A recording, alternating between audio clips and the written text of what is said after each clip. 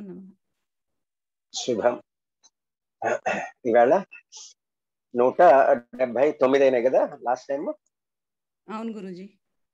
180 నుంచి 178 అయినాయి. 179 నుంచి చెప్పుకోవాలి కదా. అంటే ఇవాళ మనం దాదాపుగా జూలై ప్రారంభంలో వారానికి 2 సత్సంగాలు చెప్పున ప్రారంభించుకున్నది ముఖ్య స్తోత్ర భాగంలో ఇవాళతోటి పూర్తి చేసే ప్రయత్నం చేద్దాము, హడావిడి లేకుండానే. అదే విధంగా కొంతమంది మనల్ని ధ్యాన శ్లోకాలకి కొంచెం అర్థం అడిగారు. అది కొంచెం పైన చెప్పుకుంటూ వెళ్ళాము అప్పుడు మొదట్లో. అది కూడా చెప్పుకునే ప్రయత్నం చేద్దాము ముందు ముందు. అదే విధంగా ఉత్తర పీఠికలో 5 శ్లోకాల వరకు పైన అర్థం చెప్పుకొని ముగించుకుందాము. ముందుగా జగన్మాతలాగా ప్రకాశించేటువంటి మీ అందరిలో ఉన్నటువంటి జగన్మాతకి ఆత్మపూర్వకమైన నమస్కారం చేసుకుంటూ ప్రారంభించుకుందాము. పక్కన పెట్టేసేసి హాయిగా 178 చెప్పుకున్నామా, అంతేనా? యా, 178. సువాసిన్యక్షణ ప్రీత శోభన శుద్ధ మానస బిందు తర్పణ సంతుష్ట పూర్వజా త్రిపురాంబిక అంతవరకు చెప్పుకున్నాం. తర్వాత శ్లోకం దశముద్రాస్. ఇవాళ కొంచెం 5 నిమిషాలు ఆలస్యం అయితే దయచేసి కొంచెం ఓపిక పట్టి ఉంచండి. దశముద్రా సమారాధ్య త్రిపుర శ్రీవశంకరీ జ్ఞానముద్రా జ్ఞానగమ్య జ్ఞాన జ్ఞేయ స్వరూపిణి. ఈ శ్లోకంలో ఉన్న నామాల నుంచి చెప్పుకోవాలి ఈ రోజున. దశముద్రా సమారాధ్య ఇదొక నామము. ఇది దాదాపుగా మనము 977 నామంలో ఉన్నాము. దశ 10 ముద్రల చేత సమారాధ్య, సమ్యక్ ఆరాధ్య. సమారాధ్య అంటే చక్కగా ఆరాధించబడేటువంటిది జగన్మాత. అసలు ముద్ర అంటే ఏమిటి? ముదంద్రావయతీతి ఇత్తి ముద్ర అని చెప్తారు. అంటే ముద్దం అంటే సంతోషం అనేటువంటి అనుభూతి కలిగినప్పుడు అప్రయత్నంగా ఆ రసానుభూతిలో మనలో కలిగేటువంటి ఒక భంగిమని ముద్ర అంటారు. ఉదాహరణకు ఎవరన్నా గౌరవనీయ వ్యక్తిని చూస్తే అప్రయత్నంగానే మన అరచేతులు రెండు దగ్గర అయిపోతాయి. దీన్ని మనం గాయత్రి ముద్రల్లో సంపుటి ముద్ర అని చెప్తామన్నమాట.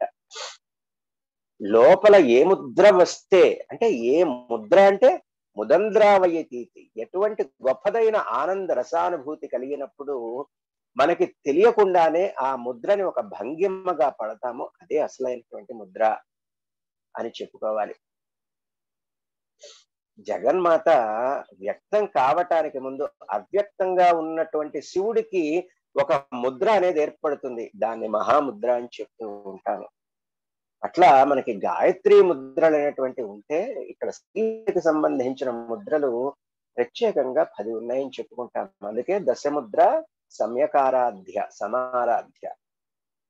ఇది మనకి ఈ బహిర్దశారం గురించి తెలిసిన వాళ్ళకి తెలుస్తుంది. సర్వ సంక్షోభిణి ముద్ర, సర్వ విద్రావిణి ముద్ర, సర్వాకర్షిణి, సర్వ వశంకరి, సర్వోన్మాదిని, సర్వ మహాంకుశ, సర్వఖేచరి, సర్వబీజ, సర్వయోని, సర్వ త్రిఖండ. ఈ ముద్రలు 10 కూడా దశముద్రలు అని చెప్తాం.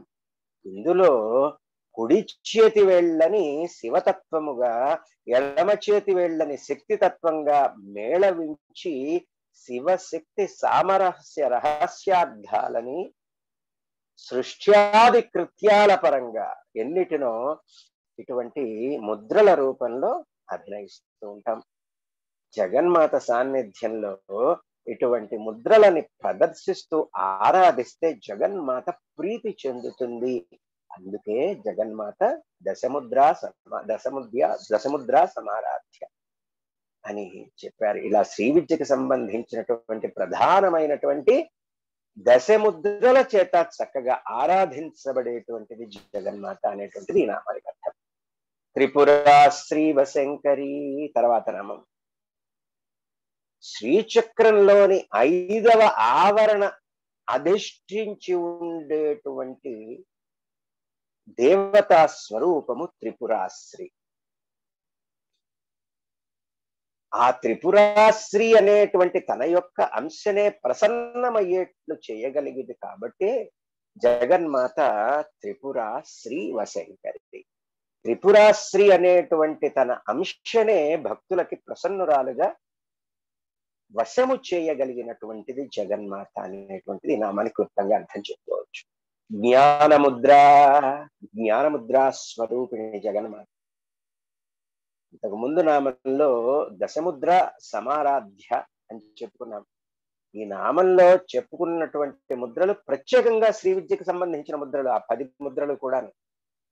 మళ్ళీ ఇప్పుడు అమ్మకి జ్ఞానముద్ర అనే నామం కూడా చెప్పారు అంటే వసిన్యాది వాగ్దేవతలు చెప్పినట్టుగా వ్యాస మహర్షి బ్రహ్మాండ పురాణోక్తంలో అగస్త్య హయగ్రీవుల మధ్య సంవాదంగా చెప్తున్నట్టు ఏదో ఒక విశిష్టమైనటువంటి ముద్ర అని వేరే చెప్పాల్సిన పని లేదు. ఈ జ్ఞాన ముద్రని చిన్ముద్ర అని చెప్తాం. మనం ధ్యానం చేసేటప్పుడు ఈ జ్ఞాన ముద్రని ఎక్కువగా వాడుకుంటూ ఉంటాం. సాక్షాత్తు పరమేశ్వరుడే దక్షిణామూర్తి స్వరూపుడై యువ రూపంలో కుడి అరచేతి వేళ్లతో ఈ ముద్రని ధరించి మౌన వ్యాఖ్యాత్ ప్రకటిత పరబ్రహ్మతత్వం యువానం, మౌనమే వ్యాఖ్యగా కలిగి ఉన్నాడు. ఎంత గొప్పగా చెప్పారో భగవత్పదలు చూడండి. దక్షిణామూర్తి మౌనమే వ్యాఖ్యగా పరబ్రహ్మతత్వాన్ని ప్రకటిస్తూ ఉన్నారు అక్కడ దక్షిణామూర్తి సాక్షాత్తు పరమశివుడు. కాబట్టి ఇక్కడ ఈ జ్ఞానముద్ర దక్షిణామూర్తి యువ రూపంలోనే కుడి అరచేతి వేళ్లతోటి ఈ ముద్రని ధరించి మౌనంగా ఈ చిన్ముద్ర అంటే చూపుడు వేలు, అగ్నితత్వ వాయుతత్వాత్మకమైనటువంటి చూపుడు వేలు యొక్క కొనని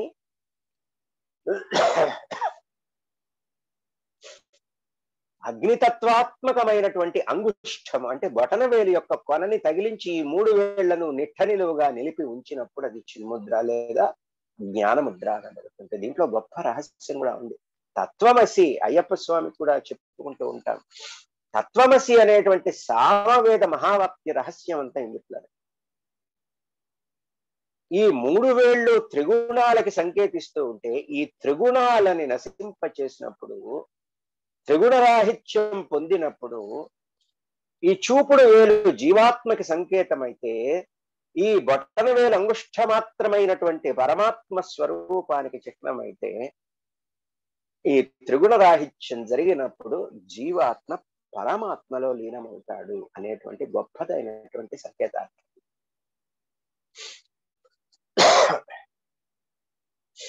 ఎదురుగా వృద్ధుల రూపంలో ఉన్న శిష్యులందరికీ ఈ చిన్ముద్రని చూస్తూ ఉండగానే మౌనంలోనే వారి సనక సనందనాదులు, సనత్ కుమార సనత్ సుజాతులు వీళ్ళందరూ వెతుక్కుంటూ సత్యాన్వేషణలో దక్షిణామూర్తి స్వరూపంగా చిత్రం బటతరోర్మూలే శిష్యా వృద్ధ గురోర్యువ గురోస్తు మౌన వ్యాఖ్యానం శిష్యంతు ఛిన్న సంశయ.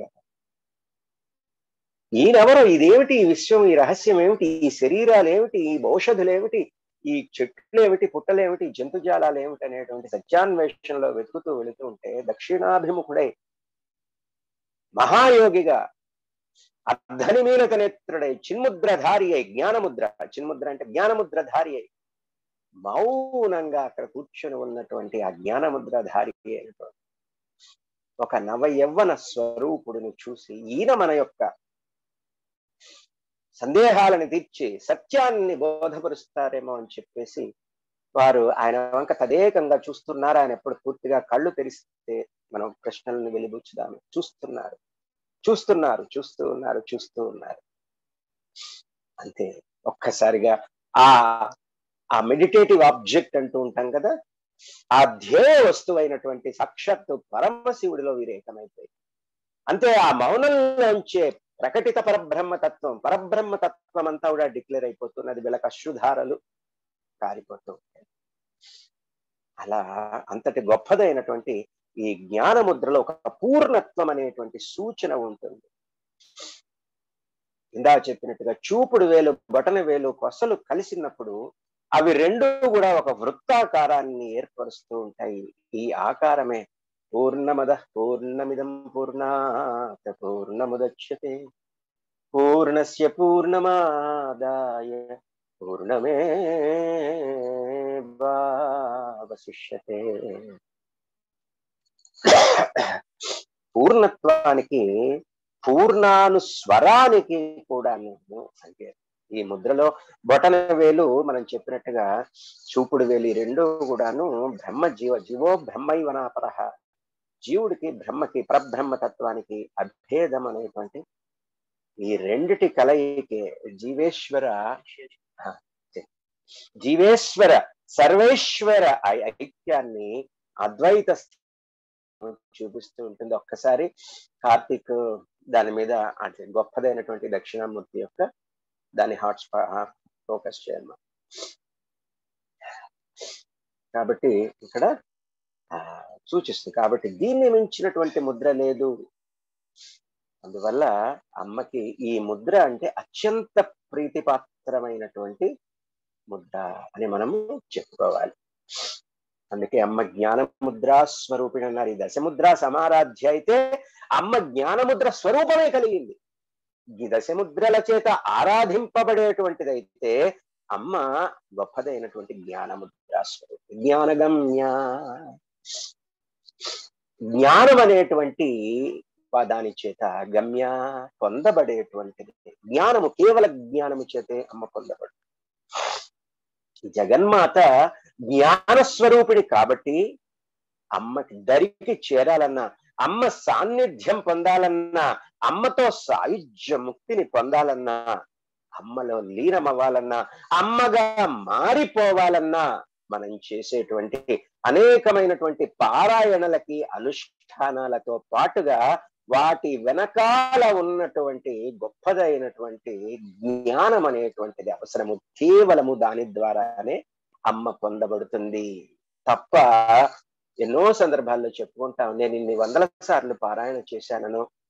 మంచిదే, చేయటం మంచిది, దాన్ని తప్పు పట్టట్ల. కానీ అందుట్లో ఉన్నటువంటి గొప్పదైనటువంటి జగన్మాత భావాన్ని మనం తెలుసుకున్నప్పుడు ఎందుకు దగ్గరికి రాదు, అమ్మే దగ్గరికి వస్తుంది. మనం పొందవలసినటువంటి ధ్యేయాన్ని బట్టి కూడా మనం ఎంచుకోవలసినటువంటి మార్గం అనేటువంటిది కూడా నిర్ణయించబడుతుంది. జగన్మాత పూర్తిగా జ్ఞానస్వరూపిణి. అందువలన అమ్మని చేరటానికి జ్ఞానం ఒక్కటే మార్గము. అందువలననే అమ్మ జ్ఞానగమ్య అని చెప్పబడింది. జ్ఞానదేవతు కైవల్యం అని చెప్పారు. కేవల జ్ఞానం మాత్రమే. అంటే మనం చేసే కర్మల వెనకాల మూఢభక్తి అయినప్పటికీ కూడా దాని వెనకాల ఒక జ్ఞానం అనేటువంటిది ఉండి తీరుతుంది. ఆ జ్ఞానము లేకపోతే ఆ మూఢభక్తిని కూడా ప్రదర్శించలేము. మూఢభక్తిని ప్రదర్శించడానికి ఒక ధ్యేయ వస్తువు ఉండాలిగా. సమస్త విశ్వం పట్ల కూడా మూఢభక్తిని ఎట్లా ప్రదర్శించగలము? ఒక వస్తువు ధ్యేయం అనేటువంటిది అక్కడ ఏర్పడి ఉండి తీరవలసిందే. కాబట్టి ఆ ధ్యేయ వస్తువు యొక్క జ్ఞానము మనకు అంతకు పూర్వము ఉన్నది. ఆ పూర్వపు జ్ఞానము వలన ఆ తత్వాన్ని పట్టుకునేటువంటి ప్రయత్నంలో ఆ జ్ఞానమే కర్మని, అదే విధంగా భక్తిని అనుసంధానం చేసి చిట్ట చివరికి మనల్ని సమాధి స్థితి రాజయోగంలోకి తీసుకువెళ్ళిపోతుంది. అందుకే ఒక భక్తి అనుకుంటూ ఉంటాం, నాకేముంది, నేను కృష్ణారామ అనుకుంటా, నాకు ఈ శాస్త్రాలు తెలియదు. అక్కర్లా, శాస్త్రాలు తెలియక్కర్లా. అమ్మ అనేటువంటి పదానికి పరిపూర్ణమైనటువంటి అర్థం, శాస్త్రపరమైనటువంటి అర్థం కూడా అక్కర్లా. పరిపూర్ణమైనటువంటి భక్తిని అక్కడి నీలో ఏర్పడి ఉంటే చాలు. అందుకే ఇంత జ్ఞానాన్ని కూడా పొందేటువంటి క్రమం మనం చేసేది పాండిత్యం కోసం చేసేటువంటిది కాదు. జ్ఞానజ్ఞేయ స్వరూపిణి. జ్ఞానము అంటే జ్ఞానానికి, జ్ఞేయము జ్ఞానం చేత పొందబడేటువంటి దానిని స్వరూపిణి, స్వరూపంగా కలిగినట్టు. కేవలము జ్ఞానస్థితే కాదు అమ్మది, జ్ఞానము చేత పొందబడేటువంటి స్వరూపము. ఈ రెండుటిని కూడా అమ్మ కలిగి ఉన్నది, స్వరూపంగా కలిగి ఉన్నది. మనం చేరవలసినటువంటి గమ్యము, ఆ గమ్యాన్ని చేరటానికి అనుసరించాల్సినటువంటి మార్గము, ఈ రెండు కూడా జగన్మాతే. మనది ఏమీ లేదు ఇందుట్లో. పారలౌకికమైనటువంటి విషయాలపైన బుద్ధిని పెట్టి సత్యాన్వేషణకై తప్పిస్తే ఆ తపన ఫలితంగా తత్వాన్ని అందుకొని తత్ అంటే ఏమిటి? అది ఏమిటా? అది అనిర్వచనీయం, అవాంగ్మానస గోచరం, భావానికి కూడా అతీతంగా ఉండేటువంటి తత్వం. అటువంటి దాంట్లో లీనమైపోతారు. ధారణ, ధ్యానము ఏ విధంగా సమాధి స్థితిలోకి దారితీస్తాయో అలాగే జ్ఞానము జ్ఞేయము కూడా ఆ రెండిటి రూపంలో ఉన్నటువంటి జగన్మాత దగ్గరికే దారితీస్తూ ఉంటాయి. కాబట్టి జ్ఞానాన్ని జ్ఞేయాన్ని తన స్వరూపంగా కలిగిందనేటువంటిది ఈ నామానికి అర్థంగా చెప్పుకోవాలి. యోని ముద్రా స్వరూపం జగన్మాత. ఇంతకుముందు ఇంకా దశముద్ర గురించి చెప్పుకున్నాము, అదే విధంగా జ్ఞానముద్ర ప్రత్యేకంగా చెప్పుకున్నాము. ఇక్కడ అదే విధంగా స్వరూపిణి, యోని ముద్రా స్వరూపిణి ఇక్కడ కూడా ఈ ముద్రకు కూడా ప్రత్యేకత ఉన్నది. దీన్ని త్రిముఖ ముద్ర లేదా త్రికోణ ముద్ర అనేటువంటిగా చెప్తారని మనకి దశముద్రా సమారాధ్యాలో కూడా చెప్పుకుంటూ ఉంటాం మనం ఈ మాట. మామూలుగా బొటన వేళ్ళు రెండు ఒకదానిపై ఒకటి సరళ రేఖలాగా ఉంచి, రెండు చూపుడు వేళ్ళని రెండు వైపులా ఏటవాలుగా ఉంచి పై కొనలని కలిపితే సమద్విబాహు త్రిభుజము, ఐసోసిలస్ ట్రయాంగిల్ అని చెప్తూ ఉంటాము. అటువంటి ఆకారం అనేటువంటిది వస్తుంది. ఈ ఆకారంలో ఉండే ముద్రని యోని ముద్ర అని చెప్తారు. త్రికోణాలతో ఉండేది కాబట్టే త్రికోణ ముద్రని, మూడు ముఖాలు ఉంది కాబట్టే త్రిముఖ ముద్ర అని కూడా చెప్తూ ఉంటారు. శ్రీచక్రంలోని కేంద్ర బిందువు క్రమక్రమంగా వికసిస్తూ సమస్తమైనటువంటి ప్రపంచ సృష్టిగా ప్రకృతిగా వ్యక్తమవుతూ ఉన్నప్పుడు ఈ బిందువు ముందుగా ఈ యోని ముద్రలో సూచించినటువంటి ఆకారం పొందుతూ ఉంటుంది. ఇక ఆ అవ్యక్త స్వరూపంలో నుంచే సమస్తము కూడా బైందవ స్థానం నుంచి కూడా వ్యక్తమవుతూ ఉంటుంది. సమస్తానికి ఉత్పత్తి స్థానం అవటం వల్లనే ఈ ముద్రని యోని ముద్ర అన్నారు. తైత్తిరీయోపనిషత్తులో కూడా చెప్తారు మనకి, సేంద్ర యోని, సహస్రారంలో బిందువు చుట్టూ ఉండే ప్రదేశమే విశ్వయోనిగా రూపొందుతూ ఉంటుంది అని తైత్తిరీయోపనిషత్తులో చెప్పారు. బ్రహ్మరంధ్రం దగ్గర శిరస్సు పైన సహస్రదళ పద్మంలో ఇది ఏర్పడిన తర్వాత దీనికి కారణభూతమైనటువంటి బిందువు అనేటువంటిది పడుతుంది. ఇటు బిందువుకి అటు వ్యక్త ప్రపంచానికి మధ్య ద్వారంలాగా ఉంటుంది ఈ ముద్ర. పరా సంబంధమైనదంతా దీనికి అవతలి పక్క, అపర అంటే ప్రకృతి సంబంధమైనదంతా యువతలి పక్క ఉంటాయి. అంటే ఈ యోని ముద్ర మాయాస్వరూపంగా వర్తించే తెరలాంటిది అనేటువంటిది జగన్మాత తత్వం. ఇక్కడ పురుష సూక్తంలో కూడా ఒక మాట చెప్తారు, తస్య ధీరాః పరిజానంతి యోనిం. ఈ గొప్పదైనటువంటి విశ్వతత్వాన్ని ధీరులు మాత్రమే అర్థం చేసుకుంటారు అని పురుష సూక్తంలో కూడా చెప్తారు.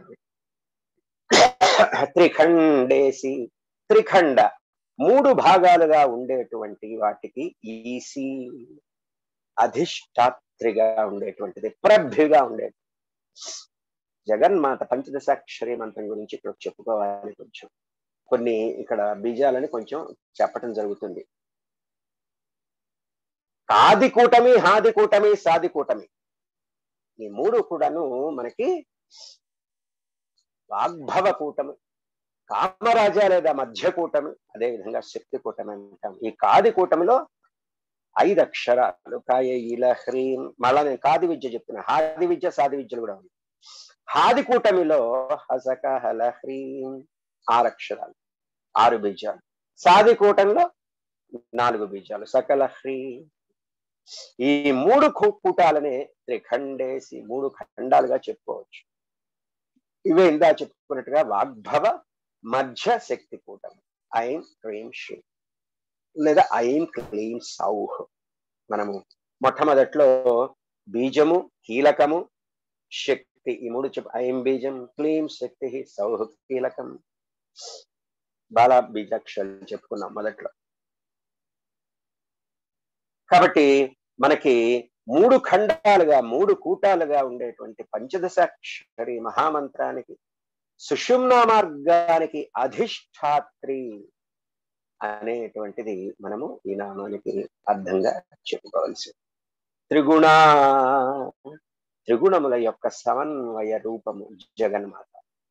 విశ్వం మొత్తాన్ని కూడాను వామనావతారంలో విష్ణుమూర్తి తన 3 పాదాలతో ఎలాగైతే కొలిచాడో అలాగే జగన్మాత విశ్వం మొత్తాన్ని ఈ 3 గుణాల సమ్మిళితంగా సమ్మిశ్రమంగా సృష్టించింది. ఇవే సత్వరజస్తమో గుణాలు. విశ్వంలోని జీవవస్తు సామాగ్రిని దేన్ని తీసుకున్నా ఈ 3 గుణాల సమ్మిళితంగానే ఉంటుంది. కాబట్టి జగన్మాత ఈ 3 గుణాల యొక్క సమన్వయ స్వరూపంగా చెప్పబడుతుంది. అంబ, ఇక్కడ జాగ్రత్తగా గమనించండి, త్రిగుణాంబ అనేటువంటి దాన్ని 2 నామాల కింద తీసుకోవటం జరిగింది. త్రిగుణ అంబ. ఈ అంబ అంటే మాతృస్వరూపిణి. త్రిగుణాలకి త్రిగుణ భూయిష్టమైనటువంటి ఈ ప్రపంచానికి కూడా మూల కారణమైనటువంటి జగన్మాత తల్లి అనేటువంటిది ఈ నామానికి అర్థంగా చెప్తారు. త్రికోణగా త్రికోణ సమన్వయాత్మకంగా ఉండేటువంటిది జగన్మాత. జగన్మాత తత్వాన్ని అసలు మనం వివరించాలంటే మనము త్రిభుజాన్నే తీసుకుంటాం, జియోమెట్రికల్ రిప్రజెంటేషన్. ఈ త్రిభుజంలో 3 భుజాల ద్వారా గాని 3 కోణాల ద్వారా గాని త్రివర్గంగా అంటే 3 భాగాలుగా ఉండేటువంటిది ఏమిటది? ఉదాహరణకి భూ స్వాహ, భువ స్వాహ, సువ స్వాహ, ఈ 3 లోకాలు, లేదా త్రిమూర్తులు, లేదా త్రిగుణాలు, లేదా త్రిలోకాలు, లేదా త్రినాడులు. ఏమిటి త్రినాడులు? ఇడా పింగళ సుషుమ్న నాడులు, త్రికూటాలు, త్రేతాగ్నులు, త్రిధాతువులు, త్రిస్థితులు, ఇలా ఎన్నో చక్కగా సమన్వయం చేసి చెప్పుకోవచ్చు. అందువల్ల జగన్మాత త్రికోణగా త్రిమూర్తి త్రిగుణాదుల యొక్క సమన్వయ స్వరూపిణి, మూల ప్రకృతిగాను ఉత్పత్తి స్థానాన్ని సూచించేటువంటి ముద్రగాను ఉన్నటువంటి జగజ్జనని అనేటువంటి అర్థంగా చెప్పుకోవచ్చు. అనఘా అనఘా ఎన్నోసార్లు మనం భగవద్గీతలో వింటూ ఉంటాం, అర్జునుడిని సంబోధిస్తూ ఉంటారు కృష్ణ పరమాత్మ. అనఘ అనఘ. అఘము అంటే పాపము, అనఘము అంటే పాపము రహితం, పాపరహితమైనటువంటిది, పాపము లేనటువంటి. ఎటువంటి పాపపు పనులు, పాపపు ఆలోచనల అనేటువంటి ఉన్న వాళ్ళకి పాపం ఉంటుంది. పరమ పవిత్రమైనటువంటి ఆలోచనలు కలిగి మంగళకరమైనటువంటి మహత్కార్యాలు చేసే వారిని పాపం అనేటువంటిది ఎట్లా స్పృశిస్తుంది చెప్పండి? జగన్మాత సాన్నిధ్యంలో పాపం అనేది ఉండటానికి భయపడి పారిపోతుందిట. జగన్మాత ఉన్న చోట పాపం ప్రవేశించదు, స్పృశించదు. కాబట్టి జగన్మాత అనఘ అని చెప్పబడింది వసిన్యాది వాగ్దేవతల ద్వారా. అద్భుత చారిత్ర, అద్భుతమైనటువంటి చారిత్ర, చరిత్ర కలిగినటువంటి. చరిత్ర అంటే ఏదో మన హిస్టరీనా, ఈ హిస్టరీలు అవన్నీ పనికిరావు, తర్వాత మండిపోతాయి కొన్ని. చరిత్ర అంటే చరిత అంటే ఏమిటి? నడక, ఒక వర్తనము అనేటువంటిది అర్థం. ప్రవర్తన వలన ధర్మాలు ఆచరణలో గుణాలుగా మారుతాయి మన ప్రవర్తన వల్ల. కాబట్టి ఇక్కడ మనకి బాలరామాయణంలో కూడా వాల్మీకి ఒక మాట చెప్తారు, చారిత్రేణ చకోయుక్త. అంటే ఒక ప్రశ్న అడిగారు, ప్రవర్తన చేత గొప్పవాడెవరు, యుక్తుడు ఎవరు అని నారదుని అడిగారట. రామాయణంలో వాల్మీకి రాశారు. అప్పుడు నారదుడు చెప్తాడు, శ్రీరాముడు అని చెప్పాడు. శ్రీరామో లలితాంబిక అనేటువంటిది శాస్త్రవచనం. కాబట్టి అమ్మ లలితాంబిక కూడా దుష్ట శిక్షణ, శిష్టరక్షణాది కృత్యాల చేత, పుణ్యవంతమైనటువంటి ప్రవర్తన చేత అద్భుతమైనటువంటి వర్తనము కలిగినటువంటి చరిత్ర కలిగినదే. భండాసుర మహిషాసురాది సంహారాలతో కూడా త్రిమూర్తులకి కూడా సాధ్యం కాని అసాధ్యమైనటువంటి కార్యాలని సుసాధ్యం చేసి అద్భుతమైనటువంటి అపూర్వమైనటువంటి పేరు ప్రతిష్టలతో జగన్మాత వాసికెక్కింది. అందుకే జగన్మాత అద్భుత చారిత్ర అని వసిన్యాది వాగ్దేవతలు చివరిలోకి వస్తున్నట్టుగా అమ్మ యొక్క గొప్ప తత్వాన్ని ఆవిష్కరిస్తూ ఉన్నారు. అద్భుతమైనటువంటి చరిత్ర నడవడిక కలిగిందని చెప్పుకోవాలి. నామానికి వాంఛితార్థ ప్రదాయిని తర్వాత 986 నామం వాంఛిత కోర్కెలని అర్థ ప్రయోజనాన్ని బట్టి ప్రదాయిని ఇచ్చేటువంటిది. చాలా జాగ్రత్తగా అర్థం చెప్పుకోవాలి. అమ్మని పట్టుకుంటే నాకు కావలసినవన్నీ ఇచ్చేస్తుందేమో అనుకోవటం పొరపాటు. దీనికి ఎన్నోసార్లు ఉదాహరణ చెప్పుకున్నాము. మన బిడ్డకి బాగా జలుబు చేస్తే రొంపట్టేసిందో జలుబు చేసింది అనుకోండి, వాడు చాక్లెట్ అడుగుతాడు. ఇస్తాందా తల్లి? వాడికి ఎక్కువ కాదు రోగం, ఇవ్వలేదని వాడు ఏడ్చినంత మాత్రాన తల్లి కాకుండా పోతుందా ఇక్కడ? అట్లాగే మనకి ఇది కావాలి అది కావాలని కర్మబంధవశం చేత అల్లాడిపోతూ ఉంటాం మనము దొరకనప్పుడల్లా. కానీ ఒక క్షణం పాటు అందుట్లో జగన్మాత ఎందుకు ఇవ్వట్లేదు, నా మంచిని కోరేగా అని ఎప్పుడన్నా జ్ఞానాన్ని కలిగి ఉంటూ ఉన్నామా? సర్వసాధారణంగా మామూలుగా చూస్తే ఈ నామానికి భక్తుల కోరికల్ని తీర్చేటువంటిది అని అర్థం చెప్తూ ఉంటాం. ఈ అర్థాన్నే కలిగేట్టుగా నామం వసిన్యాది వాగ్దేవతలు చెప్పాలంటే వాంఛిత ప్రదాయిని అంటే చాలు. కానీ వాంఛితార్థ ప్రదాయిని అన్నారు. కొంతమంది ఏం చెప్తారు, వాంఛిత ప్రదాయిని అంటే అనుష్ఠుప్ ఛందస్సులో ఏం చెప్పుకున్నాము, ప్రతి పదానికి 16 అక్షరాలు ఉంటాయి. అనుష్ఠుప్ ఛందస్సులో రాయబడింది కదా లలిత సహస్రనామము. అందువల్ల మీరు ప్రతిపాదన లెక్క చూసుకోండి, ఒక్కొక్క పాదానికి 16 అక్షరాలు తప్పనిసరిగా ఉండి తీరుతాయి. ఒకటి ఎక్కువ ఉండదు, ఒకటి తక్కువ ఉండదు. కాబట్టి వాంఛిత ప్రదాయిని అంటే మళ్ళీ అక్షరాలకు సరిపోవు కదా అని రాశారని చెప్పేవారు. కానీ అది తప్పు. వ్యాస భగవానులు చాలా గొప్పదైనటువంటి అర్థంగా దీన్ని వసిన్యాది వాగ్దేవతలు చెప్పారు.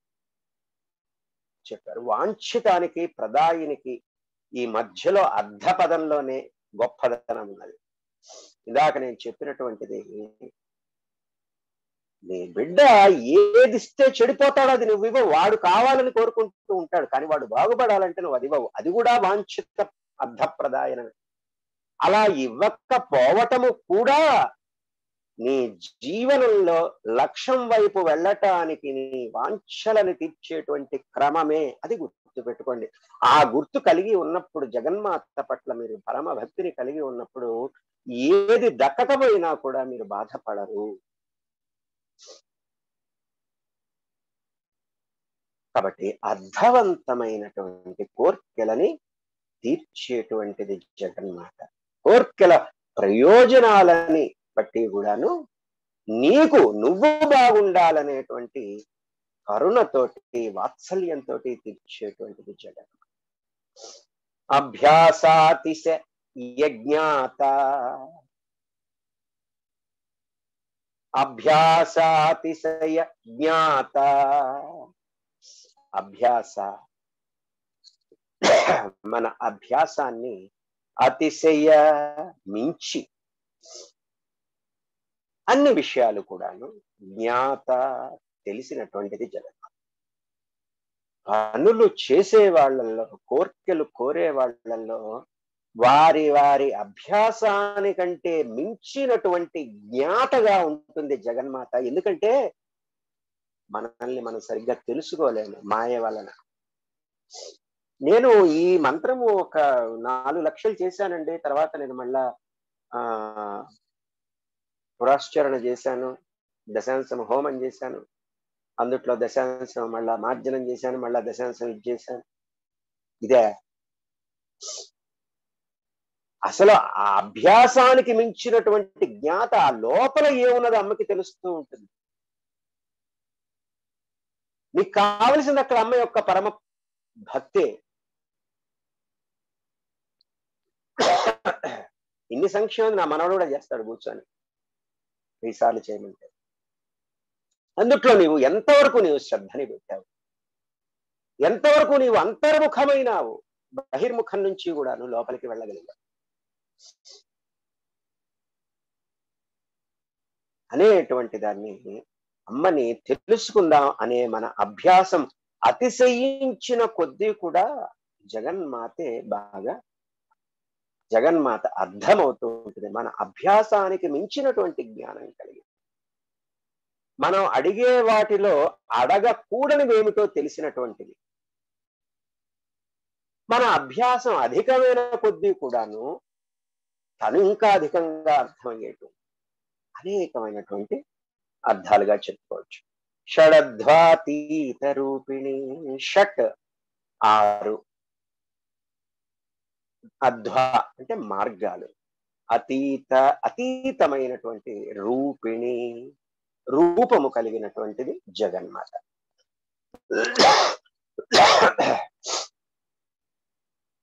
అంటే ఇక్కడ జాగ్రత్తగా గమనిస్తే కొంచెం యోగ రహస్యం ఉన్నది.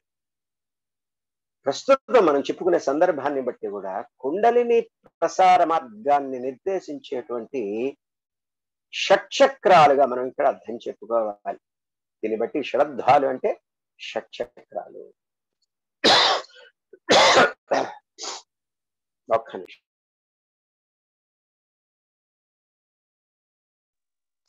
అనేటువంటి షట్చక్రాలు అనేటువంటి అర్థంగా చెప్పుకోవాలి. షట్చక్రో పరిసంస్థిత 100 చిల్లర నామంలో ఒకటి వస్తుంది. ఈ రెండు కూడా దాదాపు ఒకే అర్థాన్ని సూచిస్తూ ఉంటాయి. షట్ అంటే 6 కాబట్టి ఈ పంచేంద్రియాలు మనస్సు కలిసి, మన సౌందర్యలహరిలో కూడా ఆజ్ఞాచక్ర స్థానంలో మనస్సు అనేటువంటి ఇంద్రియాన్ని కూడా కలుపుకొని చెప్తారు భగవత్పాదుల వారు. ఈ పంచేంద్రియాలు మనస్సే మనం మాయ కమ్మినప్పుడు మనల్ని అంతా భ్రమలో పడేస్తూ ఉంటాయి. మనం ఈ భ్రమలో పడిపోయి సతమతమైపోతూ ఉంటాం, పతనమైపోతూ ఉంటాం. ఈ భ్రమలో పడకుండా తన బిడ్డలని కాపాడగలిగేది జగన్మాతే. ఎందుకు? జగన్మాత షడధ్వాతీత రూపి.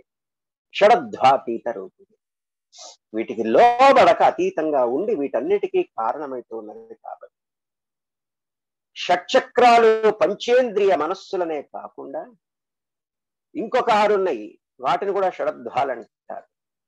అవి ఏంటంటే పదాధ్వము, పదాలకు సంబంధించింది; భువనాధ్వము, లోకాలకు సంబంధించింది; వర్ణాధ్వము, అక్షరాలకు సంబంధించింది; తత్వాధ్వము, తత్వాలకు సంబంధించింది; కళాధ్వము, కళలకు సంబంధించింది; 6వది మంత్రాధ్వము, మంత్రాలకి సంబంధించినటువంటిది. జగన్మాత రూపం ఈ 6 అధ్వాలకి కూడాను అతీతంగా ఉంటుంది.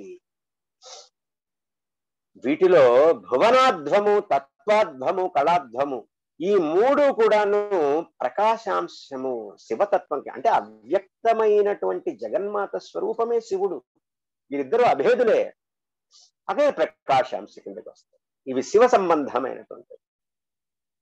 లేకపోతే మిగిలిన 3 ఉన్నాయి కదా, పదాధ్వము, వర్ణాధ్వము, మంత్రాధ్వము, ఈ 3 విమర్శాంశాల క్రిందికి వస్తాయి. ఇవి శక్తి సంబంధమైనటువంటి. ఇవే ఈ 2 పాదాలనే అమ్మ జగన్మాత పాదాలుగా భగవత్పాదుల వారు వర్ణించారు సౌందర్యలహరిలో. ప్రకాశాంశ తెలుపు రంగులో కుడి పాదంగాను, ఎడమ పాదం అరుణవర్ణంలో ఉండేటువంటి విమర్శాంశగా. కాబట్టి ఈ 6 ద్వారా చేసేటువంటి విచారణ, ఉపాసన వల్ల పరదేవత అనేటువంటి జగన్మాతని పొందవచ్చు. కాబట్టి ఈ 6 కూడా షడధ్వాలు అని చెప్పారు. కాబట్టి 6 చక్రాలకి అతీతముగా ఉండేటువంటిది జగన్మాత. మనస్సు, పంచేంద్రియాలు ప్రలోభ పెట్టు మార్గాల నుంచి కూడా తన భక్తులని రక్షించేటువంటిది. శివభక్తులకి తన భక్తులకి సంబంధించినటువంటి పదవర్ణాది అధ్వాలకు అతీతంగా ఉండేటువంటిది జగన్మాత అనేటువంటిది మనం ఈ నామానికి అర్థంగా చెప్పుకోవచ్చు. అవ్యాజ కరుణామూర్తి. ఇక్కడ మనకి ఈ నామాన్ని సంధీతం చేస్తారు. అవ్యాజ కరుణామూర్తిరజ్ఞానధ్వాంత దీపిక అని చదివినప్పుడు అవ్యాజ కరుణామూర్తి, అజ్ఞానధ్వాంత దీపిక, ఇవి 2 నామాలు. అవ్యాజ కరుణామూర్తి, అవ్యాజ అంటే నెపము లేనటువంటి, కారణము లేనటువంటి, మిష లేనటువంటి కరుణ, కేవలము దయే మూర్తి స్వరూపంగా కలిగింది జగన్మాత. మామూలుగా మనం ఎవరి మీదన్నా కాస్త కనికరం చూపించాలన్నా, దయ చూపించాలన్నా, నాకే వస్తుంది అందుట్లో అనేటువంటిది తెలియకుండా ఇమిడి ఉంటుంది. దాన్ని మనం ఎంత సర్ది చెప్పుకున్నా, జాగ్రత్తగా మనల్ని మనం పరిశీలన చేసుకున్నప్పుడు అర్థం అవుతూ ఉంటుంది. ఒకప్పుడు కీర్తికాంక్ష కూడా అందుట్లో దాక్కుని ఉంటుంది. అంటే ప్రతి పనిని కూడాను లౌకిక దృష్టితో, వ్యాపార దృష్టితో చూసేటువంటి వాళ్ళకి, చేసేటువంటి వాళ్ళకి కొంత ఇబ్బందికరంగా ఉంటుంది ఈ నామం. కాబట్టి ఒక ప్రయోజనం కోసం చెడ్డ పని చేసేవారు, అలాగే ఒక ప్రయోజనం కోసం మంచి పని చేసేవారు, వీళ్ళిద్దరూ కూడా ఆ ప్రయోజనం అయిపోయిన తర్వాత ఆ పనులని ఆపేసేస్తారు, ఆ గుణం పోగొట్టుకుంటారు. వీళ్ళని ఏమంటారంటే వ్యాజ దుర్బుద్ధులు అని చెప్తారు సంస్కృతంలో. ఈ రెండు రకాల వాళ్ళు కూడా పూర్తిగా వ్యాపార బుద్ధి కలిగినటువంటి వాళ్ళే. అకారణంగా చెడ్డ పని చేసేవారిని, అకారణంగా మంచి పని చేసేవారిని అవ్యాజ బుద్ధులు అంటారు. కారణం ఉండదు అక్కడ. ఈ రెండు రకాల వారు కూడాను పనికొస్తూ ఉంటారు, అంటే వారు గొప్పవారు అవుతారు అన్నమాట. కాబట్టి వీరిలో మొదటి రకం వాళ్ళు ఏంటి? అవ్యాజ బుద్ధుల్లో ప్రయోజనం కోసం చెడు పని చేశారు. ఒక దొంగ తన ఆకలి తీర్చడం కోసం ఒక దొంగతనం చేశారు అనుకోండి, వాడు మళ్ళీ మారటానికి ఎప్పుడైనా అవకాశం అనేటువంటిది ఉంటుంది. కానీ ఇక్కడ అవ్యాజ కరుణ కలిగి ఉంటే జగన్మాత మనం అవ్యాజ కరుణని, అమ్మకి కారణం లేకుండా సంకల్పరహితంగా అవ్యాజ కరుణని మనం అమ్మ పట్ల, అవ్యాజ ప్రేమని అమ్మ పట్ల మనం చూపిస్తే అమ్మ మన పట్ల అవ్యాజ కరుణని కురిపించి తీరుతుంది నిస్సందేహం. ఎన్నెన్ని సంకల్పాలు చేసుకుంటాం. ధన కనక వస్తువాహన, కనక వస్తువాహన, వివాహ, సత్సంతాన, మళ్ళీ పుత్ర పౌత్ర, ఎంతకాలం ఉంటుంది కాదు.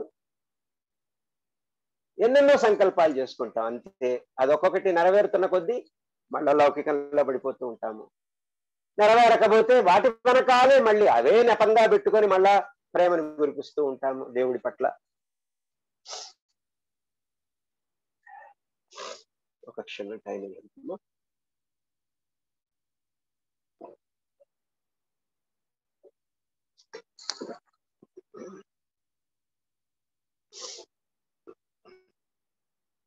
కాబట్టి అవ్యాజ దృష్టిని కలిగి ఉంటే నెపం లేకుండా జగన్మాత మన పట్ల అవ్యాజ కరుణామూర్తి అవుతుంది.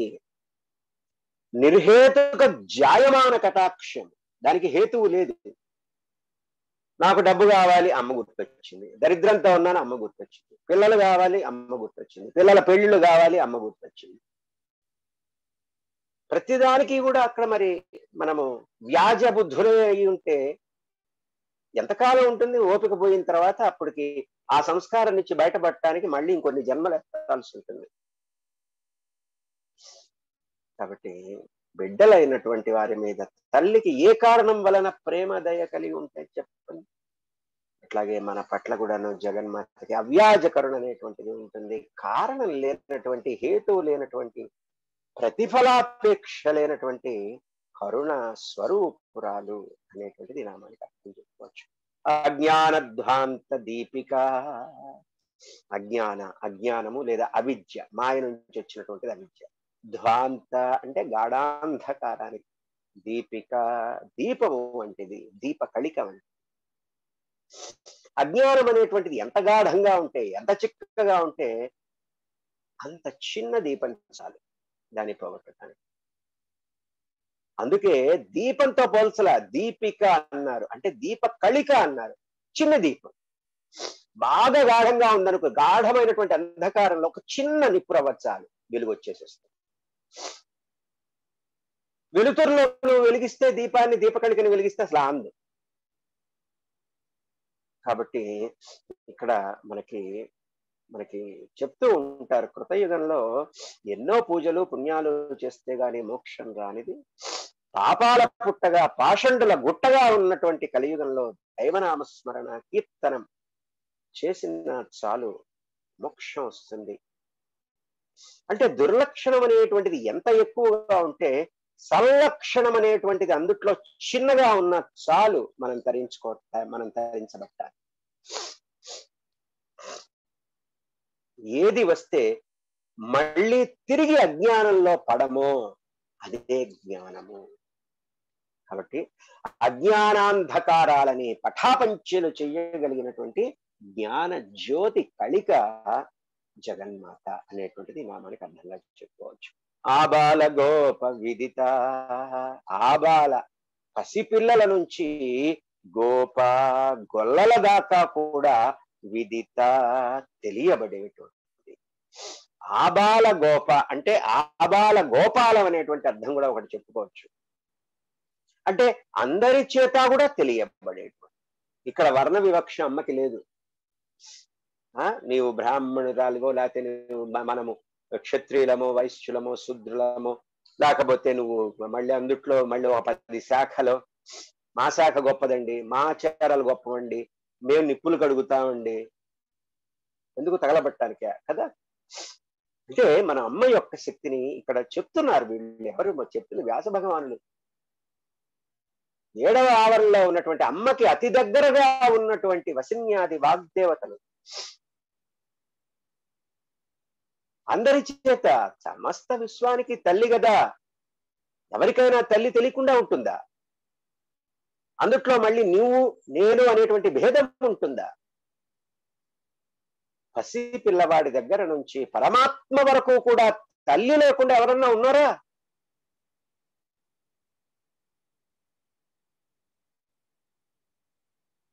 తల్లిని స్మరించకుండా ఎవరన్నా ఉన్నారా?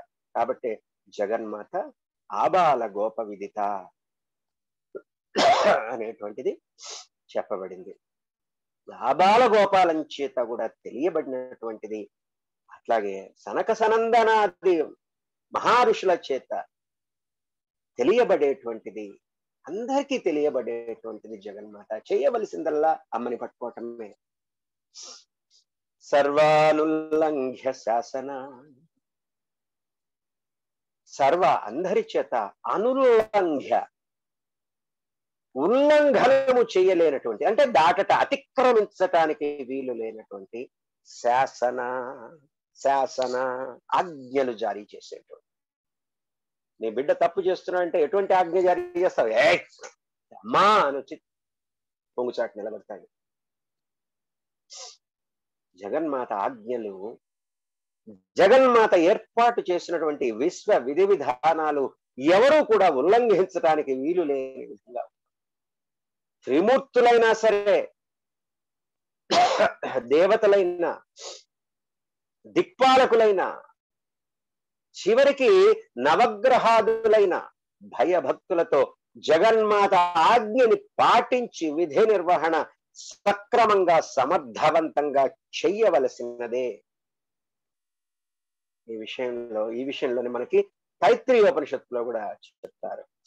భీషాస్మాద్వాతః పవతే భీషోదేతి సూర్యః, భీషాస్మాదగ్నిశ్చేంద్రశ్చ మృత్యుర్ధావతి పంచమయితి. తనకి విధించినటువంటి గాలి వీచడం అనే విధిని నిర్వహించకపోతే జగన్మాత ఏం చేస్తుందో అని భయపడుతూ ఒళ్ళు దగ్గర పెట్టుకొని వీస్తాట గాలి వాయుదేవుడు.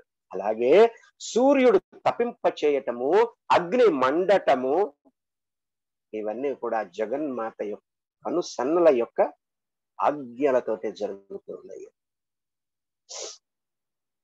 చివరికి ఈ విశ్వంలో ఉన్నటువంటి అన్ని పదార్థాలు కూడా ఎలా, ఎక్కడ, ఎప్పుడు, ఎంత మోతాదులో ఉండాలో కూడా శాసించబడ్డాయి. అలా శాసించబడినట్టుగా ఉండి తీరవలసిందే, లేకపోతే నాశనం అయిపోవలసింది.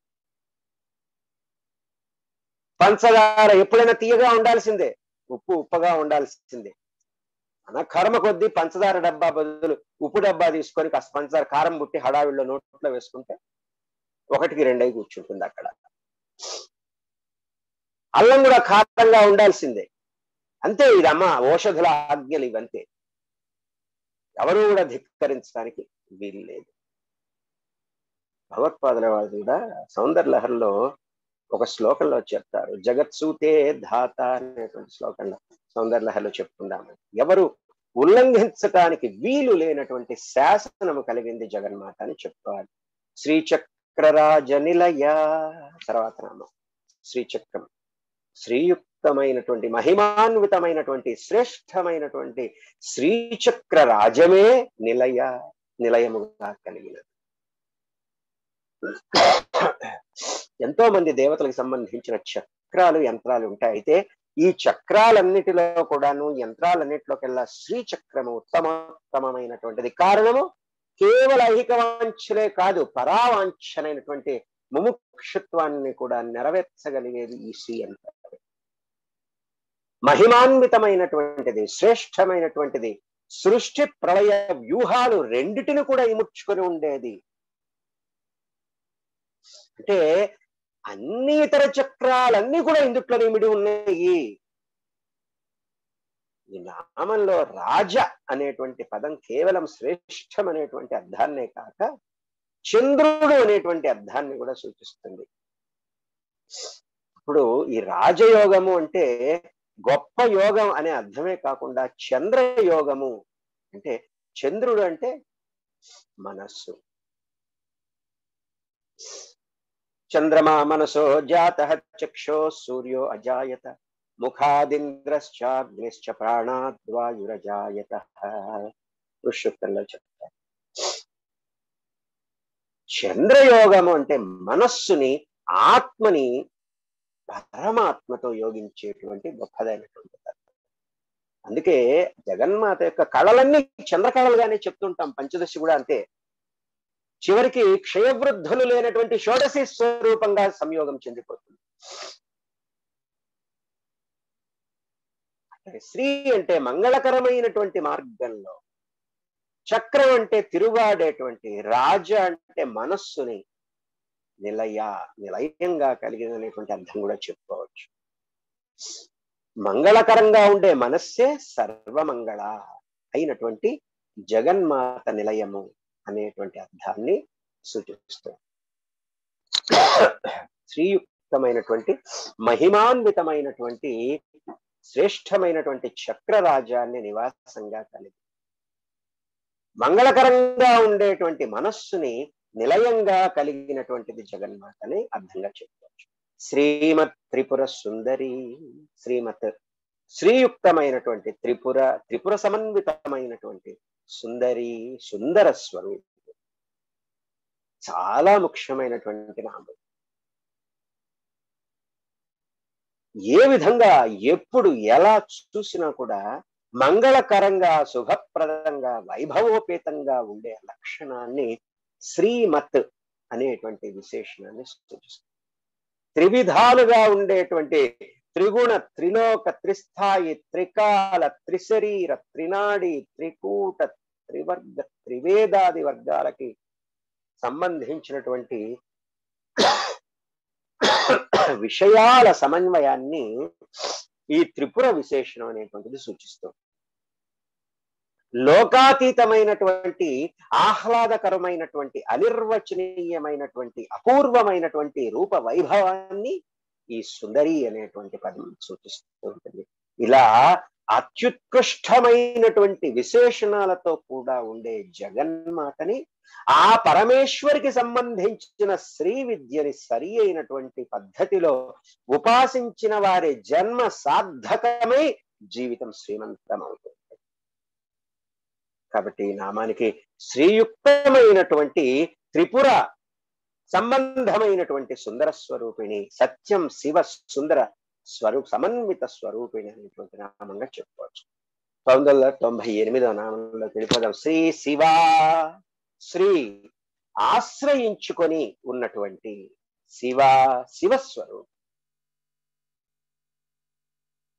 శివుడే తనని ఆశ్రయించుకొని, తనే శివుణ్ణి ఆశ్రయించుకొని అర్ధనారీశ్వర తత్వంగా ఒకే స్వరూపంగా కనిపించేటువంటిది.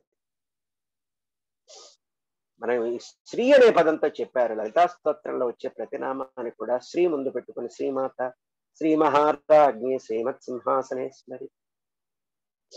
ఇందుట్లో ఒక్కొక్క నామానికి శ్రీని జత కలిపి చెప్తూ ఉంటారు. శ్రీ చిదగ్నికుండ సంభూత, చివరికి శ్రీ లలితాంబిక అనే నామంతో పిలుస్తారు. విష్ణు సహస్రనామంలో ప్రతి నామానికి చివరి అభిరక్షతు అని చెప్పుకోవటం ఒక పద్ధతి ఉన్నది. కాబట్టి ఈ స్తోత్ర ప్రారంభంలో ఉన్నటువంటి ఈ లలితా సహస్రనామ స్తోత్రం అంతా కూడా మంత్రమే, మాలా మహామంత్రం. ఒక నామం నుంచి ఒక నామంలోకి వెళుతూ చిట్ట చివరికి 1000వ నామం వచ్చేసరికి అమ్మ యొక్క పరిపూర్ణమైనటువంటి సమగ్రమైనటువంటి దర్శనాన్ని మనకి అందిస్తూ ఉన్నారు శ్రీయాది వాగ్దేవం. ఈ స్తోత్ర ప్రారంభంలో శ్రీమాత, స్తోత్రం చివరిలో వచ్చే నామం శ్రీ శివ. మొదటి నామం మాతకి సంబంధించిందైతే చివరి నామం శివకి సంబంధించినదిగా ఉంది. అంటే జగత్తుకి మాత పితరులైనటువంటి వారి మధ్య ఈ స్తోత్రం అనేటువంటిది జగత పితరం వందే పార్వతీ పరమేశ్వరం. వీరిరువురు వేరు కాదు, నీలో ప్రకటించబడుతూనే ఉన్నటువంటి నీ ఆత్మ చైతన్యం ఏదైతే ఉన్నదో జీవాత్మ స్వరూపముగా పరమాత్మ తత్వము అయినటువంటి ఆత్మతత్వము నీ యొక్క జీవాత్మ తత్వము. బయట ఉన్నటువంటి ఆకాశ స్వరూపుడైనటువంటి పరమాత్మ దహరాకాశంలోకి తొంగి చూస్తూ ఉన్నట్లుగా ధ్యానం చేయాలి ఈ స్తోత్ర పారాయణ అనేటువంటి.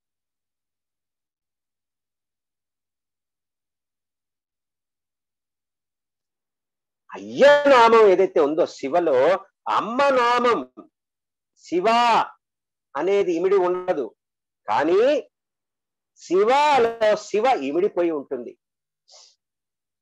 అలాగే అజ్ఞానంలో జ్ఞానం అనేటువంటిది ఇమిడి ఉంటుంది. సప్తశ్లోకిలో ఒక శ్లోకం ఉంటుంది కదా, గొప్పవాళ్ళైనటువంటి వీళ్ళ మాయలో కూడా నేనే ఉన్నానని చెప్తూ ఉన్నారు కదా అమ్మ.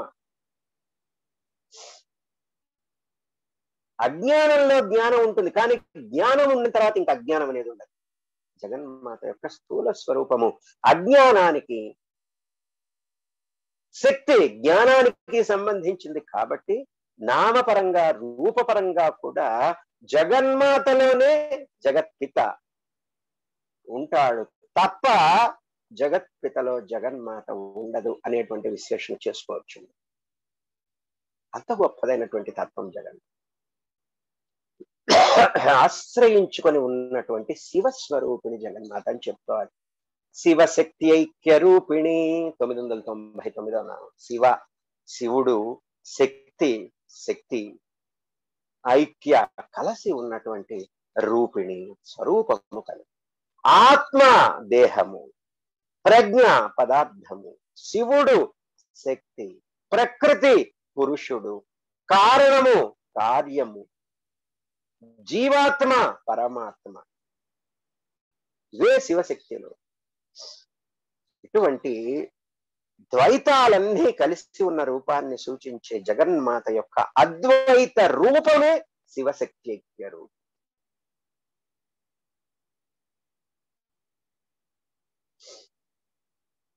ఈ శివశక్తుల సమైక్య రూపాన్ని సూచించే యంత్రమే శ్రీచక్రము. మనము సౌందర్యలహరిలో కూడా ఎన్నో సత్సంగాలలో కూడా మనం చెప్పుకుంటున్నాం. చతుర్భి శివచక్రైశ్చ శక్తి చక్రైశ్చ పంచభి శివశక్త్యాత్మికం జ్ఞేయం శ్రీచక్రం శివయోర్వపు. 4 శివచక్రాలు 5 శక్తి చక్రాలు కలిసి శివశక్త్యాత్మకంగా ఉండేదే శ్రీ యంత్రము. కాబట్టి జగన్మాత శివ శక్తైక్య రూపిణి అని చెప్పబడింది.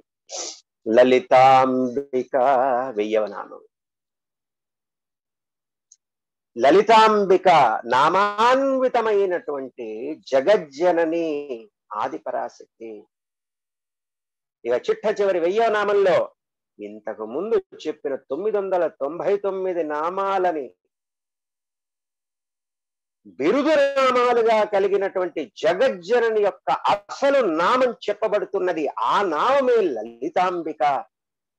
పంచభూతాత్మకమైనటువంటి సృష్టి అంతా నామరూపాత్మకం కాబట్టి సృష్టికి మూలమైనటువంటి జగన్మాతను కూడా ఒక నామంతో ఒక రూపంతో వ్యక్తపరచడానికి గాను ఒక నామాన్ని, అందుకు సమంజసమైనటువంటి ఒక రూపాన్ని యోగులు, ఋషులు, దర్శనికులు దర్శించి ధృవపరిచారు. ఆ నామమే లలిత, ఆ రూపమే మనం కొలిచేటువంటి జగజ్జనని లలితాదేవి యొక్క దివ్య మంగళ విగ్రహము. ఈ లలితాదేవి మనకి ప్రస్తుతం 1000వ నామంగా చెప్పబడుతూ ఉన్నటువంటి లలిత. లలిత నామాన్వితమైనటువంటి జగజ్జనని అనేటువంటిది ఈ నామానికి చాలా క్లుప్తమైనటువంటి అర్థంలో చెప్పుకుంటున్నాము. లలితా సహస్రనామ స్తోత్రంలో 1000 నామాలు ఈ లలితాంబికా నామంతో పూర్తవుతున్నాయి. ఈ 1000 నామాలు కూడా 182.5 శ్లోకాలలో చివరిలో ఒక రెండవ పాదం 183లో ఒక పాదం, రెండవ పాదంలో ఏవం శ్రీ లలితాదేవ్యా నామ్నాం సాహస్రకం జగ్గుః, ఇదే శ్రీ లలితాదేవి యొక్క 1000 నామాలు అన్నట్టుగా డిక్లేర్ చేస్తూ ఉన్నారు. ఈ 183వ శ్లోకంలో రెండవ భాగంలో ఉన్నటువంటి ఏవం శ్రీ లలితాదేవ్య నామ్నాం సాహస్రకం జగ్గుః, ఇక్కడ నామం అంటూ లేదు. ఇంతవరకు ఇప్పటి వరకు చెప్పిందంతా కూడా శ్రీ లలితాదేవి యొక్క 1000 నామాలు అవుతాయి అనేటువంటి అర్థంగా మనము చెప్పుకోవలసి ఉంటుంది. దాంతో ఇది శ్రీ బ్రహ్మాండ పురాణే ఉత్తరాఖండే శ్రీ హయగ్రీవాగస్త్య సంవాదే శ్రీ లలిత రహస్య నామ సహస్ర స్తోత్ర కథనం నామ 2వ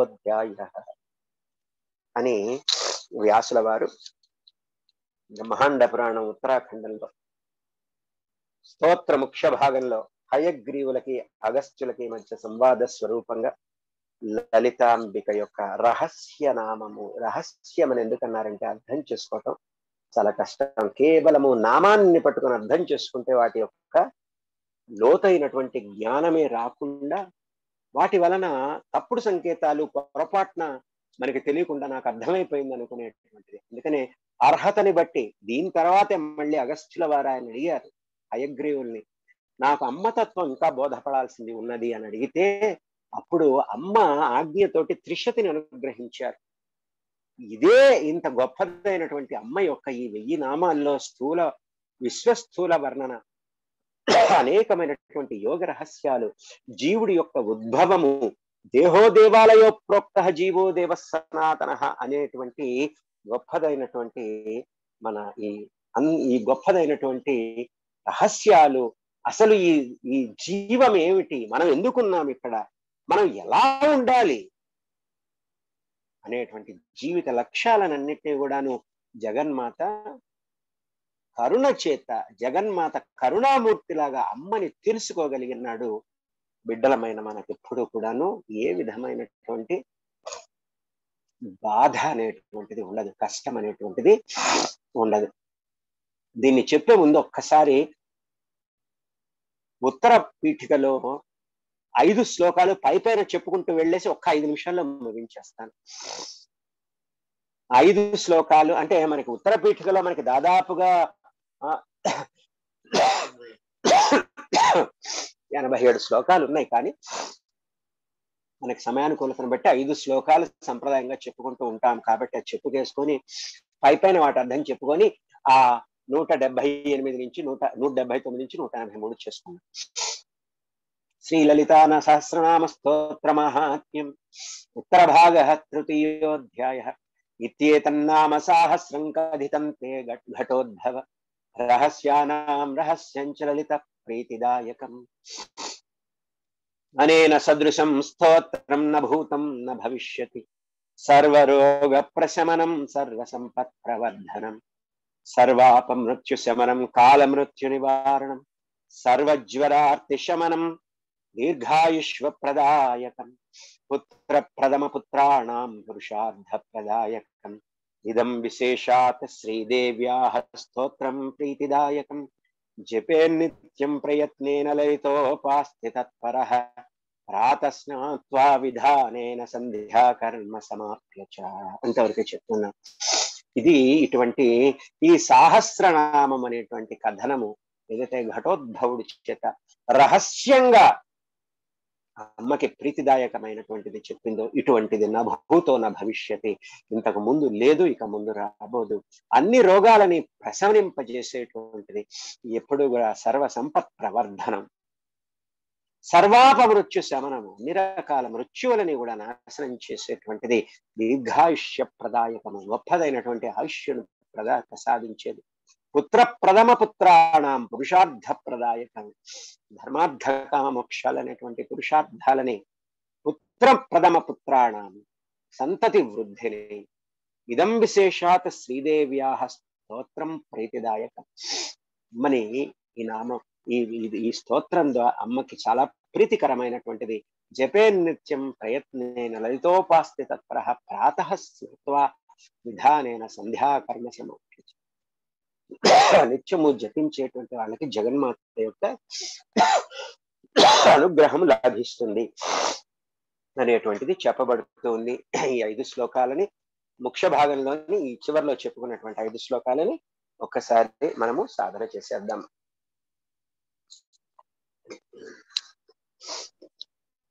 ఒక 2 నిమిషాలు అయితే అయింది. దయచేసి దీంతో ముగించుకోవచ్చు. ఈరోజు 6 నెలలుగా మనం చేసుకునేటువంటి యజ్ఞంలో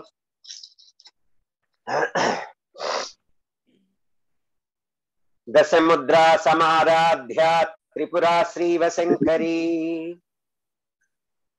దశముద్రా సమారాధ్య త్రిపురా శ్రీవశంకరీ, దశముద్రా సమారాధ్య త్రిపురా శ్రీవశంకరీ, జ్ఞానముద్రా జ్ఞానగమ్య జ్ఞానజ్ఞేయ స్వరూపిణి, జ్ఞానముద్రా జ్ఞానగమ్య జ్ఞానజ్ఞేయ స్వరూపిణి, జ్ఞానముద్రా జ్ఞానగమ్య జ్ఞానజ్ఞేయ స్వరూపిణి, యోని ముద్రా త్రిఖండేసి త్రిగుణాంబా త్రికోణగా, యోని ముద్రా త్రిఖండేసి త్రిగుణాంబా త్రికోణగా, యోని ముద్రా త్రిఖండేసి త్రిగుణాంబా త్రికోణగా, అనఘాద్భుత చారిత్ర వాంఛితార్థ ప్రదాయిని, అనఘాద్భుత చారిత్ర వాంఛితార్థప్రదాయిని,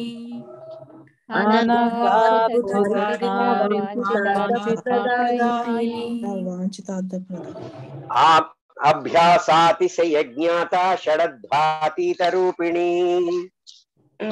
అభ్యాసాతిశయ జ్ఞాత షడద్వాతీత రూపిణి, అభ్యాసాతిశయ జ్ఞాత షడద్వాతీత రూపిణి, అవ్యాజ కరుణామూర్తిరజ్ఞానధ్వాంత దీపిక,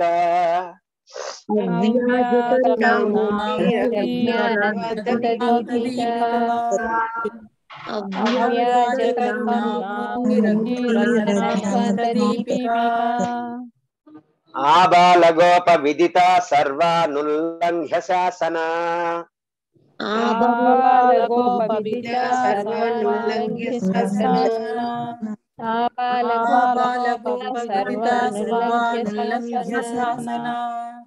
శ్రీచక్రరాజ నిలయ శ్రీమత్ త్రిపుర సుందరీ, శ్రీ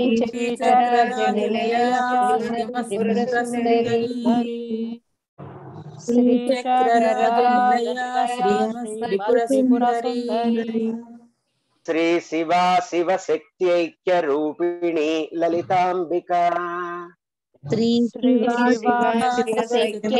రూపిణి శ్రీ లలితాంబికా, ఏవం శ్రీలలితా దేవ్యా నామ్నాం సాహస్రకం జగుః, ఏవం శ్రీలలితా దేవ్యా నామ్నాం సాహస్రకం జగుః, ఏవం శ్రీలలితా దేవ్యా నామ్నాం సాహస్రకం జగుః. ఈ 5 శ్లోకాలని ఒక్కసారి మళ్ళీ నేను చదివి వినిపిస్తాను. దశముద్రా సమారాధ్య త్రిపురా శ్రీవశంకరీ, జ్ఞానముద్రా జ్ఞానగమ్య జ్ఞాన జ్ఞేయ స్వరూపిణి యోని ముద్రా త్రిఖండేసి త్రిగుణాంబా త్రికోణగా అనఘాద్భుత చారిత్ర వాంఛితార్థ ప్రదాయిని అభ్యాసాతిశయ జ్ఞాత షడధ్వాతీత రూపిణి అవ్యాజ కరుణామూర్తి అజ్ఞానధ్వాంత దీపిత ఆబాలగోప విదిత సర్వానుల్లంఘ్య శాసన శ్రీచక్రరాజ నిలయ శ్రీమత్ త్రిపుర సుందరి శ్రీ శివ శివ శక్త్యైక్య రూపిణి లలితాంబిక ఏవం శ్రీ లలితాదేవ్యా నామ్నాం సాహస్రకం జగ్గుః ఇది శ్రీ బ్రహ్మాండ పురాణే ఉత్తరాఖండే శ్రీ హయగ్రీవాగత్య సంవాదే శ్రీ లలితా రహస్య నామ సహస్ర స్తోత్ర కథనం నామ ద్వితీయోధ్యాయః. దీంతో మనము ఈ రోజున ఇది లలితా సహస్రనామాన్ని ముగించుకున్నట్టుగా ఈ సమూహం వరకు మనం ఇది దాదాపుగా 3వది చేస్తూ ఉన్నాము. చక్కగా అమ్మ నామాలని, అమ్మ యొక్క జ్ఞానాన్ని మనము ఎప్పుడూ కూడా కలిగి ఉండాలి. అమ్మ యొక్క జ్ఞానానికి పాండిత్యము కంటే కూడా భక్తి, ఆ భక్తి నుంచి వచ్చేటువంటి జ్ఞానం ఏదైతే అమ్మ పట్ల ట్రాన్సెండెంటల్ గా మనం కలిగి ఉన్నాము, అదే మనకి అమ్మ అనుగ్రహానికి పాత్రలని చేస్తూ ఉంటుంది. అందుకే మనం చేసేటువంటి పారాయణలు, మనం చేసేటువంటి అనుష్ఠానాలు, మనం చేసేటువంటి మంత్ర జపాలు అంతర్ముఖమై తీరవలసిందే. 10 మంది కోసం చేసేటువంటివి, ఇన్ని చేశానని చెప్పుకోవలసినటువంటివి, వాటికంటే కూడా వాటి యొక్క జ్ఞానాన్ని మనం గ్రహించుకొని ఆ జ్ఞానాన్ని మనలో నిలుపుకున్నప్పుడు, ఇప్పుడు అమ్మకి ఎప్పుడు చెప్పుకుంటుంటాం కదా, ఆ రెండింటి ఒక్కసారి చెప్పుకొని మిగిల్చుకుందాం. అమ్మ వచ్చినప్పుడు జంజాల వారి చెప్పుకుంటాం కదా, కూర్చుండ మా ఇంట కుర్చీలు లేవునా ప్రణయాంకమే సిద్ధపరచనుంటి. వేసే పెద్ద పెద్ద పండాల్స అమ్మకు కావాల్సింది. ప్రేమ పూరితంగా బాలాస్వరూపురాలను తీసుకొచ్చి, అమ్మా నా ప్రణయాంకాన్ని చూపిస్తున్నా, వచ్చి కూర్చోటల్లి. పాద్యములిడమాకు పన్నీరు లేదునా కన్నీళ్లతో కాళ్ళు కడుగనుంటి. పన్నీరా నాకెక్కడ దొరికిందమ్మా, దొరకలేదు. అంతకంటే గొప్పదైనటువంటి నా కన్నీళ్లతో నీ పాద్యం అందిస్తా. పూజకై మా వీట పుష్పాలులే, నా ప్రేమాంజలులే సమర్పింపనుంటి. అమ్మా పుష్పాలు ఇవి ఒక పూట ఉండి ఇంకొక పూట వాడిపోతాయమ్మా. నా ప్రేమ ఎప్పటికీ వాడిపోతు తల్లి. నైవేద్యమిడమాకు నారికేళము లేదు, హృదయమే చేతి కందీయనుంటి. అమ్మా అహంకారాన్ని పగలగొట్టి గొప్పదైనటువంటి నా మనస్సు నీకు నారికేళంగా నైవేద్యం చేస్తున్నాను. లోటు రాని అనున్నంతలో నీకు. ఎంత గొప్ప భావాన్ని ఇక్కడ. అన్ని కూడా మనం అలంకారాలు చేయవలసిందే, కానీ అది అవన్నీ అంతర్ముఖమైనప్పుడే వాటికి ఒక అర్థమైనటువంటిది ఏర్పడు. కొన్ని వందల సార్లు నేను లలితని చేశాను అని చెప్పుకునే దానికంటే ఒక్కసారి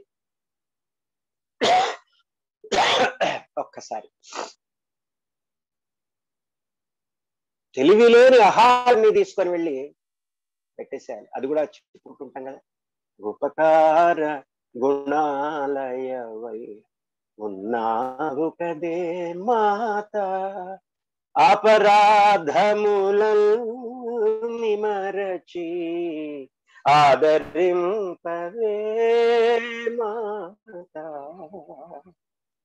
తెలివిలేని అహములతో తెలియరాని బాధలతో కలత చందు జీవులమము కనికరించి ఏలుకోనందా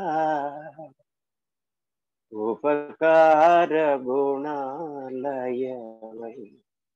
ఏనాడో ఎచ్చటనో ఈ నాటక పరిసమాప్తి జ్ఞానమొసగి జాలి చూపి దీనులమము కాపాడగా. ఇదొక సహస్రనామంతో సమానం. అటువంటి గొప్ప భావపూరితమైనటువంటి భక్తిని, అదే జ్ఞానము. చదువులలోకెల్లా మర్మమెల్ల చదివితే తండ్రి అన్నట్టుగా ఈ చదువులో ఉన్నటువంటి అమ్మ యొక్క గొప్పతనం అనేటువంటి సారాంశాన్ని తెలుసుకున్నప్పుడు సహస్రనామ పారాయణకి అర్థం అనేటువంటిది మనకి. దాంతో ఇవాళ ముగించుకుందాము. ఏం చేస్తున్నామంటే, కొంతమంది ధ్యాన శ్లోకాలకి అర్థాలు అడిగారు, అది కూడా చెప్పుకుందాము. అదే విధంగా రేపు సత్సంగంలో మనము సాధన మొదలు పెట్టుకుందాం. 2-3 సత్సంగాల వరకు నేను ఉంటాను సాధన క్రమంలో. ఎవరికైతే చదవటం రాదో, ఇంతవరకు పెద్దగా చదవలేదో, వారు ముందుకు వచ్చి 10 శ్లోకాలను చదువుతూ ఉంటే వాటిని మనం కరెక్ట్ చేసుకుంటూ ఒక 3 సత్సంగాలు చేసుకుంటే గనక మనం చెప్పుకున్నటువంటి లలితా సహస్రనామానికి ఒక్కొక్క నామపు వ్యాఖ్య, అమ్మ యొక్క గొప్పతనము, విశ్వతత్వము, అదే విధంగా అమ్మ యొక్క సహస్రనామ ఉచ్చారణ అనేటువంటి 2 లక్ష్యాలు కూడాను మనకి నెరవేరుతాయి. అలా 3 సత్సంగాలు అయిన తర్వాత మనలోనే బాగా తెలిసినటువంటి వాళ్ళకి, ఇప్పుడున్న సమూహంలోనే వారు కొంచెం ముందుకు నడిపిస్తూ, కొంతకాలము రానటువంటి వాళ్ళకి 10 మంది కలిసినా 5గురు కలిసినా నిష్ఠగా వచ్చి తెలుసుకోవాలి, నేను ఆ ఉచ్చారణ సక్రమంగా చెయ్యాలి అనుకునేటువంటి వాళ్ళు చక్కగా ఒకరి సమక్షంలో నేను చెప్తాను. బాగా ఇంతకు ముందు చేస్తూ అలవాటు ఉన్నటువంటి వాళ్ళకి ఉచ్చారణ దోషం లేకుండా ఎలా చేయాలి అటువంటి ఉచ్చారణ చేసే క్రమంలో కూడాను అమ్మ యొక్క తత్వాన్ని ఇప్పటివరకు చెప్పుకున్న నామాల్లో కొంత భాగం అన్నా, ఒక మొదలు అనేటువంటిది పడింది కాబట్టి కొంత భాగం అన్నా ఇంకా ముందు లలితా సహస్రనామాన్ని ఇంకా చేసుకోబోతూ ఉంటాం అడిగినప్పుడల్లా. అందుకే నేను రికార్డ్ అనేది పెట్టను, ఎందుకంటే ఎప్పటికప్పుడు మారిపోతూ ఉంటుంది. అది ఎన్నిసార్లు చెప్పుకున్నా తక్కువే. మనము రికార్డు ఉంటే కనుక ఏంటంటే విందాంలే అనుకుంటాం, వినం ఎప్పుడు కూడా. అందుకని ఇప్పుడన్నీ చక్కగా పెట్టుకుందాము. మళ్ళీ ఇంకో సందర్భంలో ఇంకొంతమంది అడుగుతూ ఉన్నారు, అప్పుడే మొదలు పెట్టారు కొంతమంది అడిగేవాడు. అయిపోయింది కదండి, ఆలస్యంగా తెలిసింది, మళ్ళీ చెప్తే వస్తాను. అలా నిశ్చయంగా అమ్మ పట్ల భక్తి కలిగిన వాళ్ళు 2-3 ఉన్నా కూడా చక్కగా చేసుకుంటాను. ఎవరి కోసమో కాదు. ఈ రోజున నాకేమి నా ఆరోగ్యం గురించి పాపం ఎంతో మంది మెసేజ్ పెట్టాను. నేను ఇండివిజువల్ గా మెసేజ్ పెట్టలేక గ్రూప్ లో పెట్టమని చెప్పాను, నేనే చెప్పాను నారాయణకి. అందువల్ల ఇది నేను మీకోసం చేసేది కాదు, నా కోసం, నేను అమ్మ కోసం చేసుకుంటున్నది అంతే తప్పితే నేను ఎవరికో ఉపకారం చేయటానికో, ఎవరి జీవితాలను అమ్మ చూసుకుంటుంది. ఎవరి జీవితాలను మనం సార్థకం చేయడానికి వారి కర్మబంధాలను అనుసరించి అమ్మని పాదాలు పట్టుకొని ఉండండి అంతే. అందువలన మనం ఎప్పుడు కూడాను ఈ రోజు కూడా ఇంకా బ్రేక్ రాకూడదు. మళ్ళీ నాకు హిందీలో సత్సంగం ప్రారంభం కాబోతున్నది 26వ తారీఖు నుంచి. 3 సత్సంగాలు ఇక్కడ చేసుకున్న తర్వాత హిందీలో, ఇంగ్లీష్ లో కూడా మొదలు పెట్టుకోబోతున్నాను. చాలా కాలం నుంచి అడుగుతున్నారు, చాలా పోస్ట్ పోన్ అవుతున్నది. మనకు మెసేజ్ కూడా వచ్చింది, you're too partial for Telugu people అని చెప్పేసి. నవ్వి ఊరుకున్నాను. చేసుకుందాము. అంతా అమ్మ ఇచ్చ, అమ్మ క్రియ, అమ్మ జ్ఞానము తప్ప ఈ నశించిపోయేటువంటి మనది కాదు. ఒకప్పుడు లేనిది మరొకప్పుడు ఉండబోనిది మాయే. ఆత్మ చైతన్యమే జగన్మాత. దాంతో ఈ సత్సంగాన్ని పిలుచుకున్న 15 నిమిషాలు ఆలస్యం చేశాను, నన్ను మన్నించాను. శుభం. స్వస్తి. ధన్యవాదాలు గురూజీ. నమస్తే అమ్మా.